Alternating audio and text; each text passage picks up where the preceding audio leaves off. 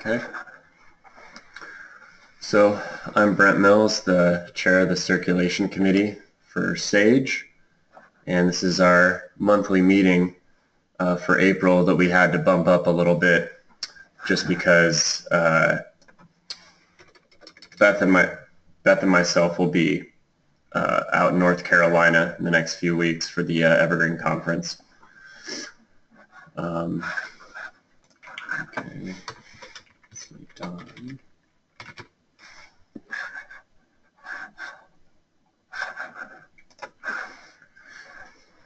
All right, so I guess let's see, we've got Buzzy, Don Troutman, Heidi Florizen, I think, from Hermiston, Joyce McCurdy, Mary Reiser, Maura O'Daniel, and Rose Peacock.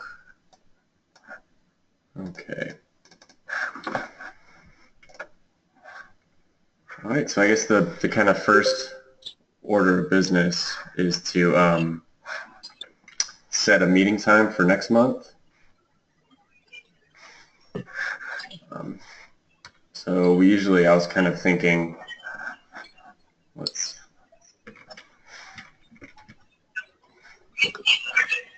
see, should have.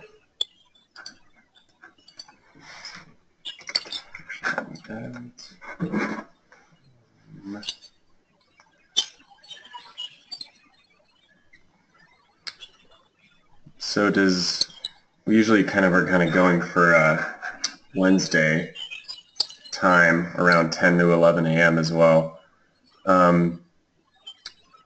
Would May 18th work for people?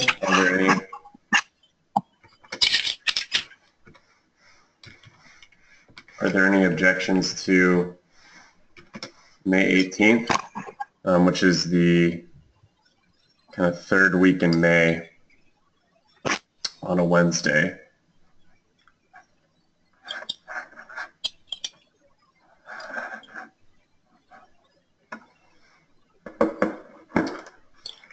I'm not hearing any right now.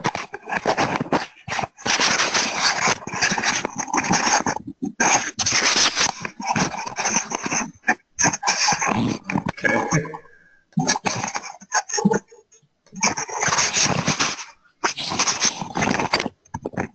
Somebody moving around a little bit with their microphone on. It could be me. Can you hear me? This is Dawn. Hey, Dawn. Okay, seems to have abated. But maybe too soon to say.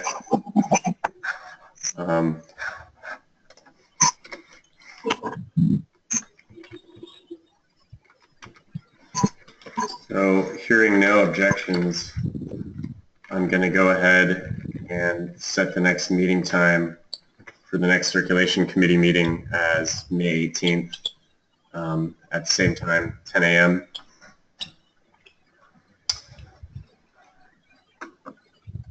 Okay.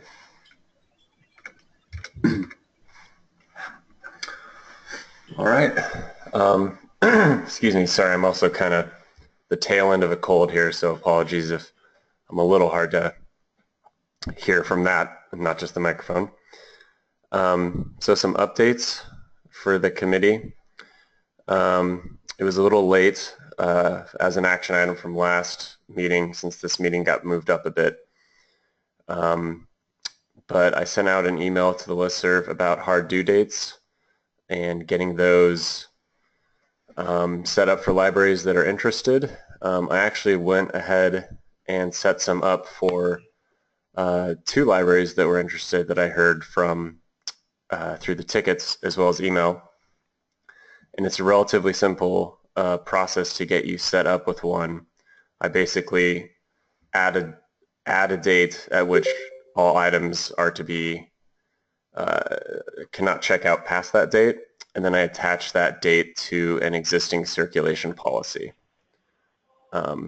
So for example, I just kind of wanted to give you a quick little overview of just what that looked like.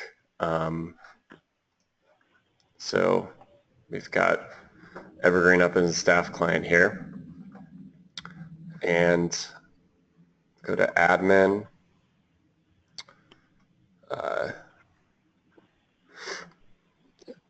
Let's see. Admin server administration hard due date changes.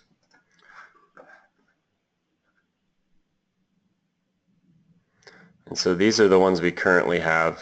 So BMCC has one, Doofer's one I just added, EOU, Hood River High School has two separate ones, one for their seniors at the year end because they have a different date than the rest of their students, and then Ontario High School and Ontario Middle School. And so what I'll do, I would do, I'll just do this as an example, let's set a new hard due date, and we'll say, just for the test, Baker, June, and we'll set the owner to just Baker. We could do it for any of the branches or any of the libraries in the district, but for this test we'll just do Baker. And the current sealing date, we don't need to set that as anything. That gets overwritten, so you can just set it as any date. And this always use checkbox means if we have this checked, items will always be due on this date. So no matter what, if you check out a book, it'll be due at this date, which is not something we generally want. So I leave this unchecked so that only that date is set when we don't want it to exceed that. So for example, I will just set that. And excuse me. The next step is to click on the link, add a new hard due date. We'll set this just for the test as that date. So that is the sealing date by which no items will be allowed to have a due date past this. And the active date is when this hard due date policy should come into effect. And so we'll just say that that'll come in on the 1st. And so now we have a date set up for this. And go back, and there's Baker, and there's the dates. So that's part 1. The next part would be to attach that to a circulation policy for Baker, and it has to be set to a policy that already exists. So for example, I'm not sure if many people have seen the circulation policy, what it looks like in Evergreen, but it can get pretty intense. But I'll just look for policies that belong to Baker. Looks like there's none right there. Set it to the district. And so this is just an example, so I'm not actually going to set this for them, but we would find a circulation policy, and then I would just go to this hard due date, and I would set Baker's hard due date there so that every item that checked out and got this policy would be due no later than the date set on this hard due date. So I'm just going to cancel out of that and delete the Baker test one. But this is, primarily useful for libraries that are joined maybe a public school mix or any library that has a set kind of close period that wants their items returned by that date and not to check out later than that. So schools are usually the ones that get tested for that. And as always, feel free to let me know if you have any questions about that, either through email or just the ticket site too.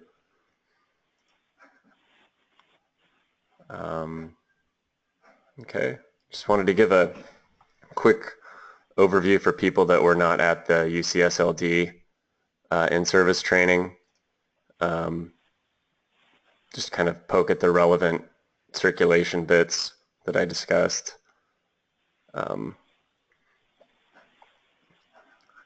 You can see this, I sent out an email to the listserv on Friday on the 1st with links to this as well. So for circulation, we kind of already discussed it, but there's that 1013 index, which is in the wording of the holds alert message has changed so that now that is what it looks like. Not sure if people can see that, but the libraries that own this title do not lend out their newest items to other libraries for a 3 to 6 month time period. Therefore, this hold may take longer to receive, and that is what staff as well as patrons would see.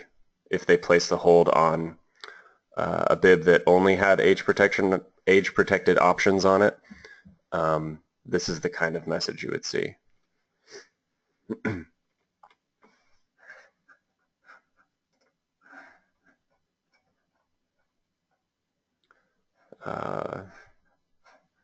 The circ modifiers have changed now, so that if you,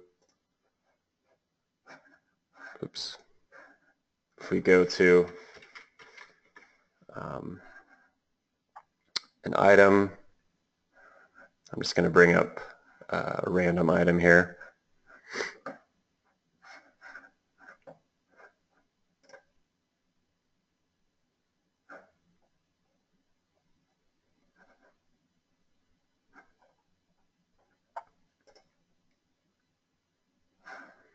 And we edit its attributes. You can also see right here it just says book now. If we go to edit the attributes,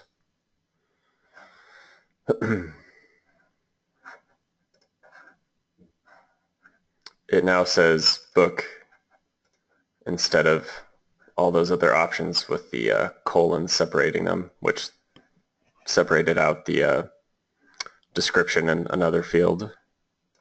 So that should be a little cleaner.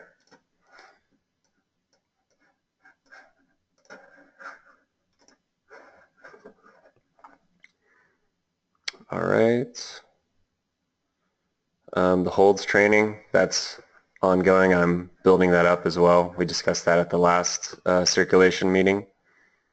So the slide's in progress for that right now, and if people would like to help me with that, I also would welcome any kind of just kind of additions or maybe modifications, excuse me, to things that you believe your staff maybe, if not have difficulty with, or just kind of curious about or like to know more about, maybe common problems or issues. These are kind of the overviews of what I'm looking at right now. This is a work in progress though. So this will be set and hopefully finished out pretty soon. And I'll post that. It'll be a virtual training kind of session through the website and through some videos.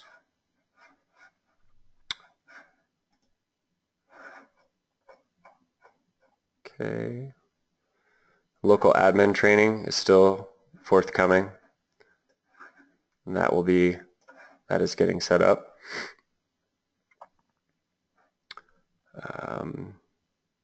Yeah, for the most part, that was kind of the more relevant circulation pieces. But feel free to look over this kind of at your leisure and ask me if you have any questions with it. There's a lot of kind of more server-side stuff on here, but it's still pretty interesting to look at, I think, and it gives you a kind of overview of what's happening with Evergreen and Sage that you might not normally see. Okay, and then I mentioned this with some catalogers over at Hood River, but I know kind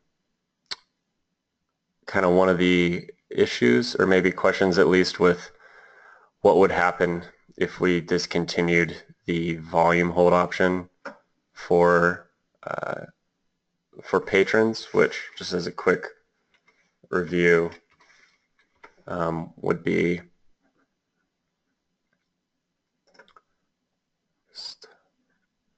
this right here. This is a volume hold option, whereas this is the title hold option. So if we were to kind of hide this from the patron side, not the staff side,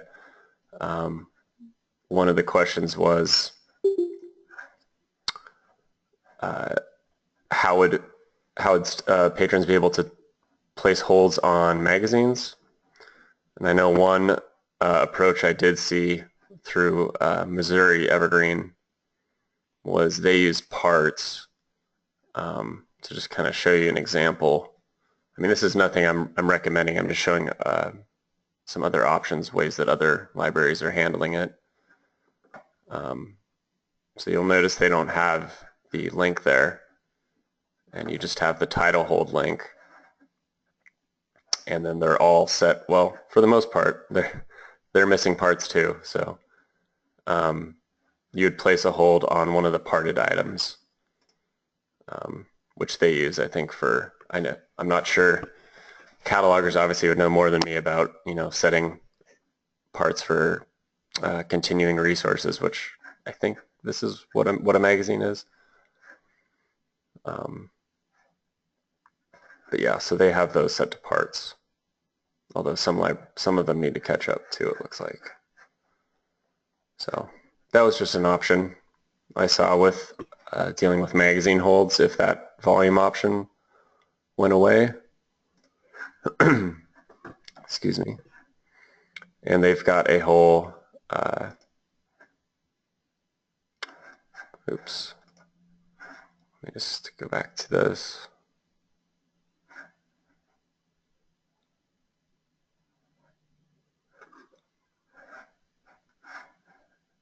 Let's see, they've got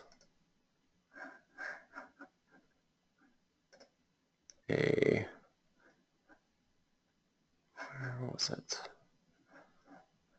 I'm sorry, I won't spend much time on it, but they have a kind of way of adding magazines to the parts interface. Just a kind of quick overview of that. I don't know why that link didn't work.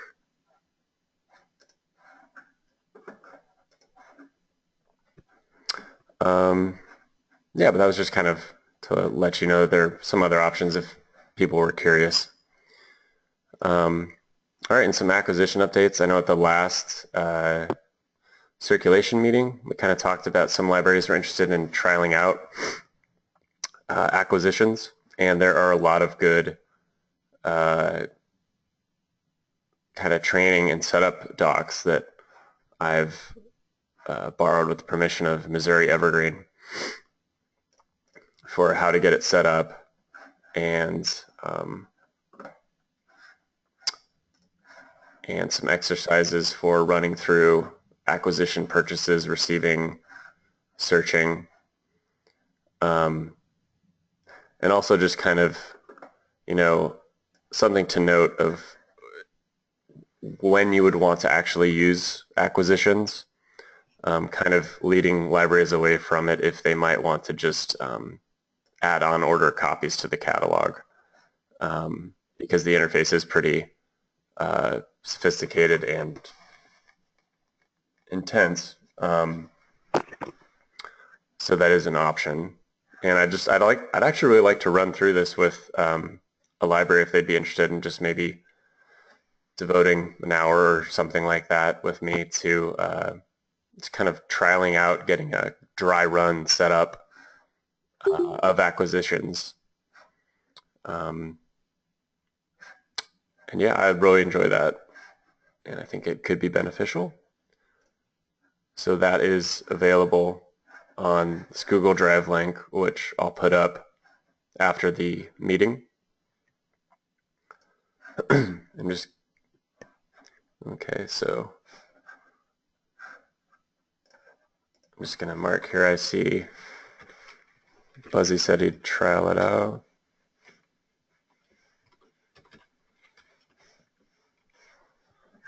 Okay. I'm just scrolling up.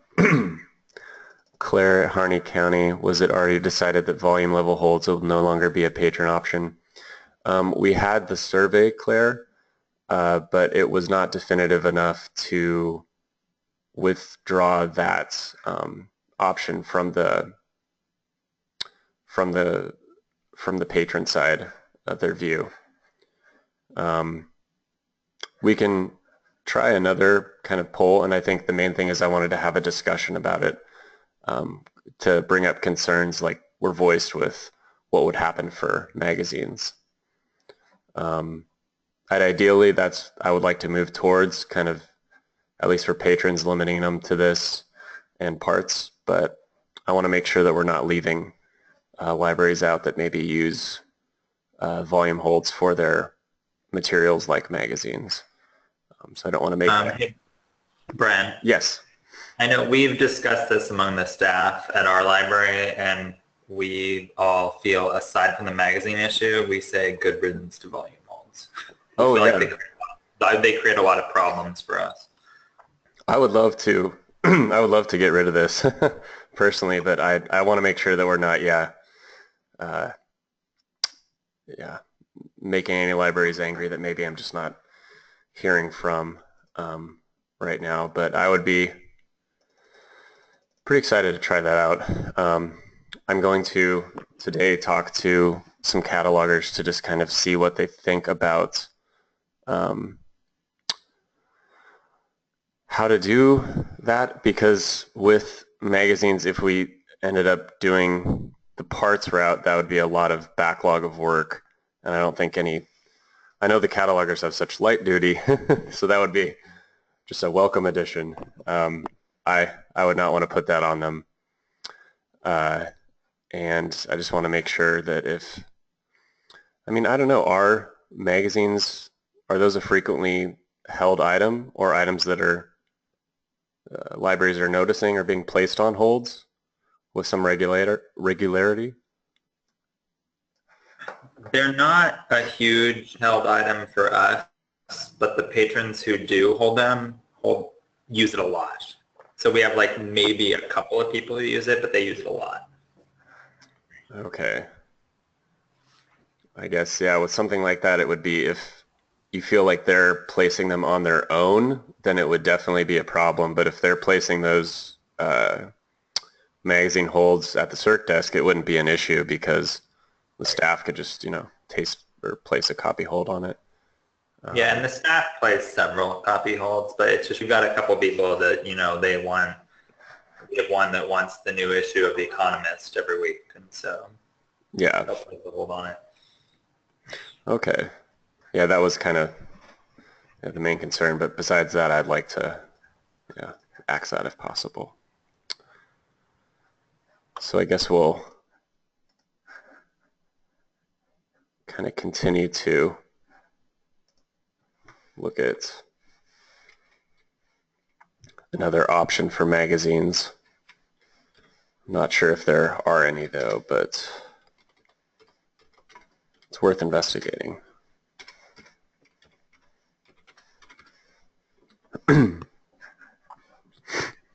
Okay. And a renewals update. Glad we have Buzzy here too. It kind of that dovetails with the hard due date that I initially talked about at the beginning. Some of the concerns with raising the renewal from 2 to the current level of 2 to 3 or 4 is that some schools were concerned that libraries or students would renew items until past the close date for the school year. And I think something like a hard due date would be a way to mitigate that for school libraries. And so I'm almost wondering if the committee thinks it might be a good idea to send out another, is it worth another survey with kind of the addition of, if you are a school library, this option does exist, because it was pretty close, but I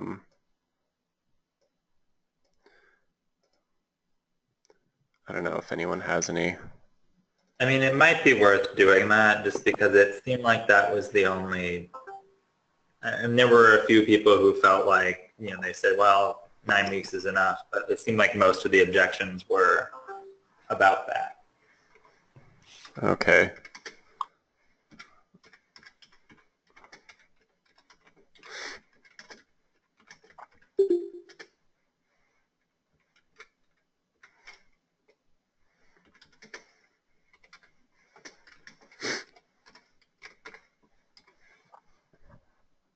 Okay.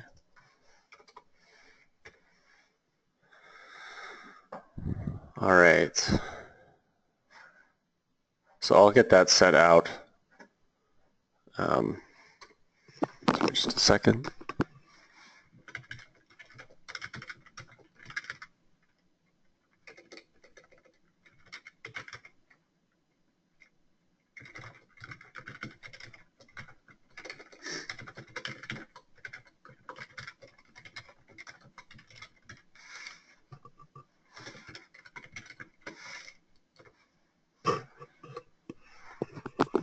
Okay.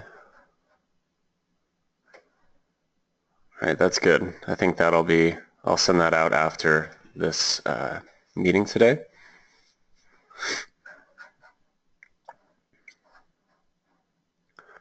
Okay, and if I see that Heidi's here, are you able to hear us, Heidi? Or are you able to chat or talk?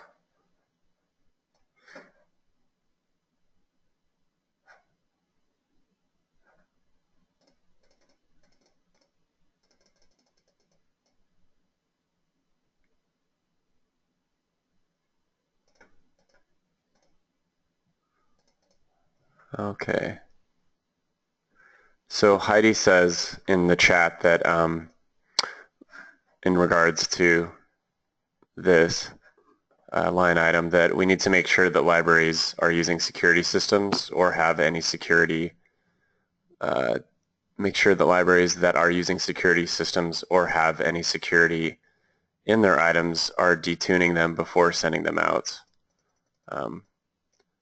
It sounds like there might be some items arriving to libraries in the courier that have security tags or issues.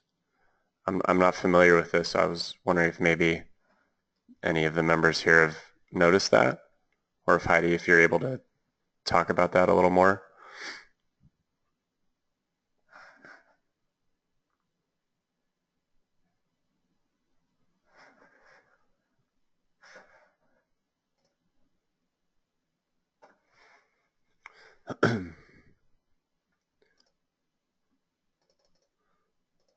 Okay. So she's getting, Heidi mentions that Hermiston is getting an uptick in items that are not detuned and setting off their security system. Is that something like RFID tags? Hey, Brent. Yes. I'm wondering if that might be coming from the DAOs because they're pretty new to RFID. And maybe they don't have that as part of their procedures. We've also been getting, we don't have a security system, so stuff doesn't set it off, but we've been getting a lot of courier errors coming from there. Like a lot. Like somebody will return one of our items that they checked out from us to the DAOs, and the DAOs will put one of their stickers on it. They'll put stickers on, we've just gotten a lot of errors out there, so I'm wondering if, given that they're new to RFID, that maybe they might be a source of the problem. At least one of them. Okay.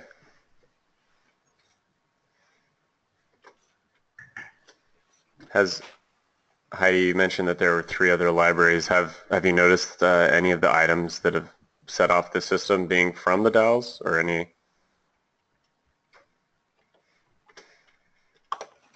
Let's see.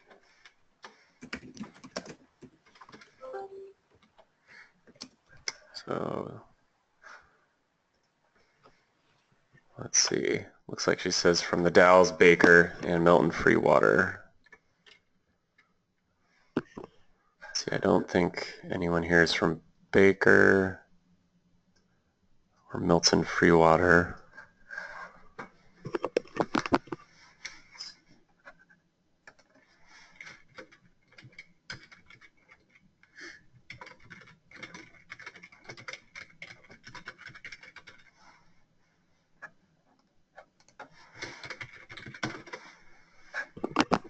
Okay.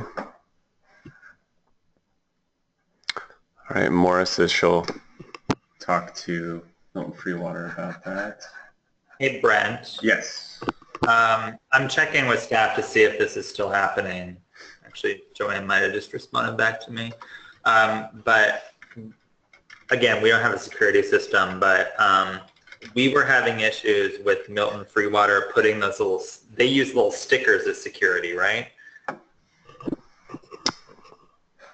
They have like a sticker they put on the book, I believe. And we were having issues with them because they were putting them on the covers and they're not removable. Oh. So we've had to take Goo-Gone to get them off. Like they, Okay. All right, yeah, so it looks like Maura will check with Milton about that. Heidi just mentioned in chat that it's possible that Baker's just forgetting because she doesn't believe they use their system internally but haven't removed the security from the items. So it might just kind of be at least need to check and take those off for Baker. Thanks for that, Heidi. I think Heidi said the detuning stickers are removable, so it must be something else. They were putting these due date stickers on that were not removable.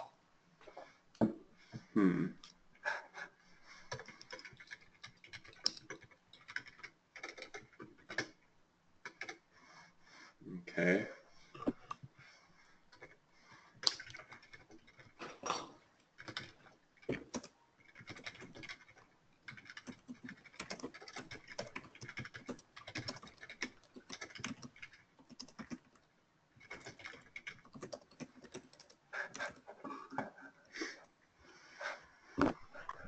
All right, I'll send out a listserv kind of asking what are the detuning procedures currently in place for libraries, and kind of mentioning some of the general issues that have been coming up.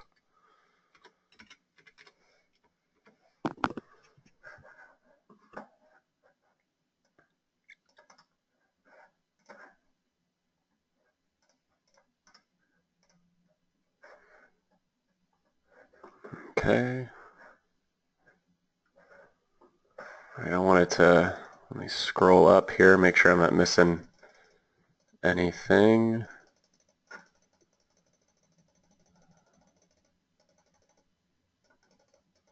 Okay. Oh, all right, I see Claire, you mentioned it wasn't the only objection. Is that, let's see, was that about the renewals being updated from 2 to 3 or 4?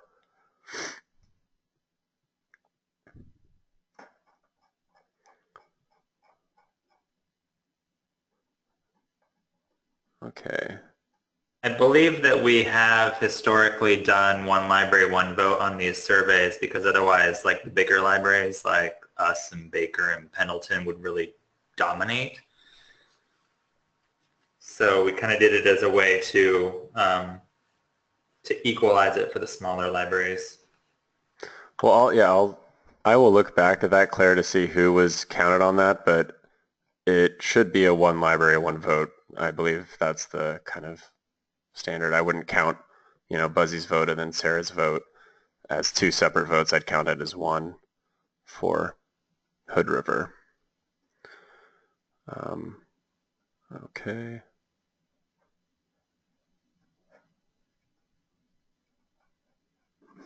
Okay. So I'll make sure that is followed through, and I'll check on the last one.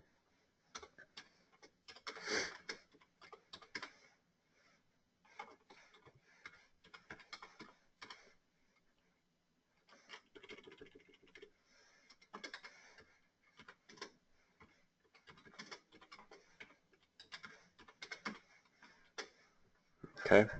So make sure to put that in the wording as well so that people responding to it are aware that that's the policy.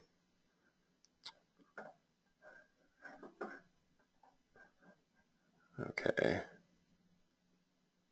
For what it's worth on that survey and the other surveys, actually, I didn't see any double votes from it. Okay, I can bring those up. I just I don't want to kind of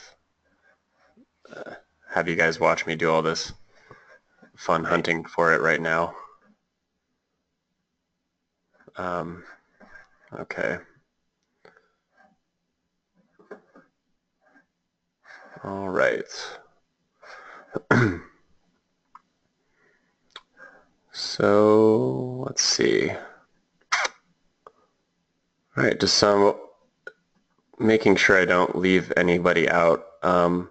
So those were the updates I wanted to bring up, and thank you, Heidi, for bringing up the security measure policy. I think that's something good, and I'll make sure to get that out. I'll talk with you after this to make sure I'm getting everything in there that we need to. Are there any other updates or kind of maybe general questions or comments that any attendee would like to mention that hasn't been talked about?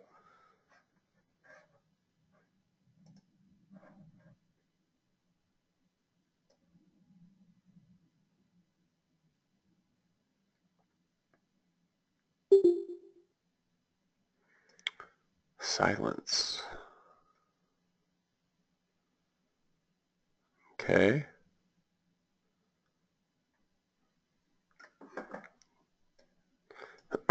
Okay, so for the action items for today's meeting,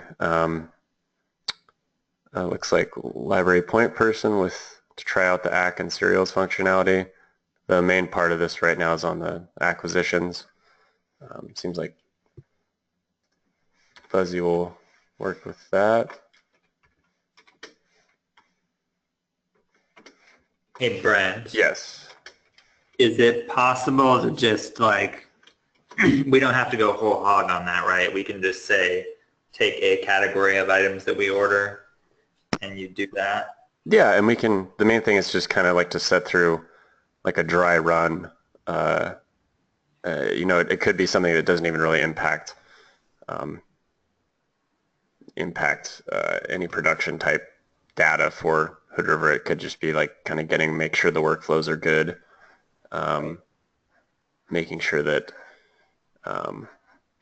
with the process of purchasing, receiving, and all that goes smoothly. I know that Missouri's documents are pretty intense. I mean, just the setup document alone, I think is, I think like 28 pages. That's just the first one. So it'll be good to go over this and make sure that we're all on the same page and try out We these can start with something small, like I bet Harley would be willing to do it for young adult and graphic novels. Oh yeah, that would be good. Kind of like a small area to try it out on. Okay. I see that Heidi mentioned she would help with the holds training documents. Thank you, Heidi, for stepping up.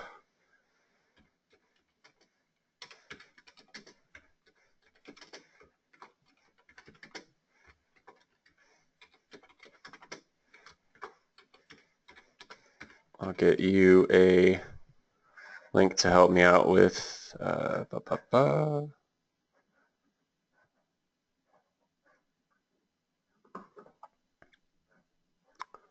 let's see. Yeah.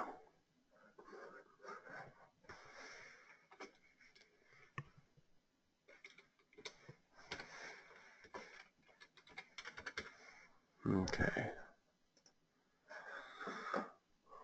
All right. Okay. I realize we've still got about 15 minutes, but I want to make sure I don't want to hold you guys if I don't have to. So I guess kind of the main takeaways I want today are I'll work with Buzzy and staff at Hood River to kind of trial out the acquisitions module through following kind of Missouri Evergreen's lead, and they followed Sitka's lead over in British Columbia. So try that out. I'll send out a renewal survey with the addition of that hard due date option, and all these surveys, as we mentioned, we'll make sure to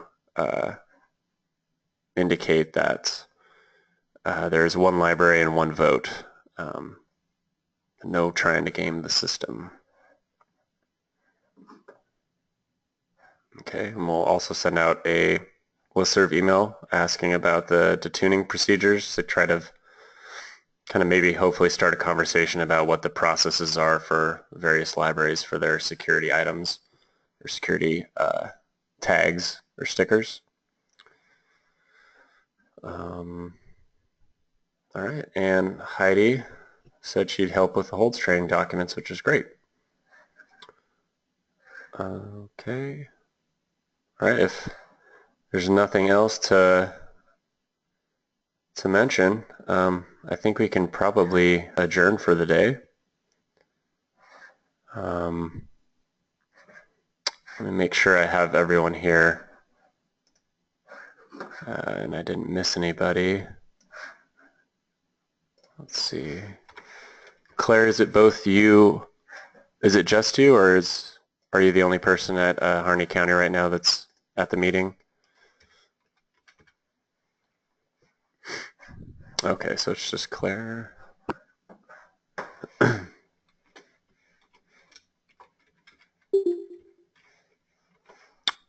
Okay.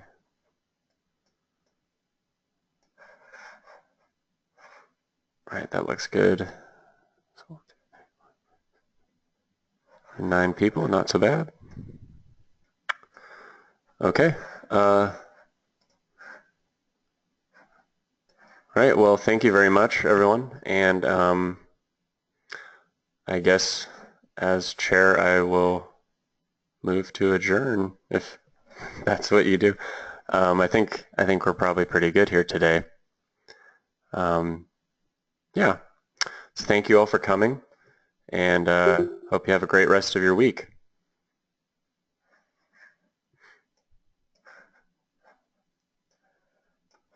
I will be closing the meeting now.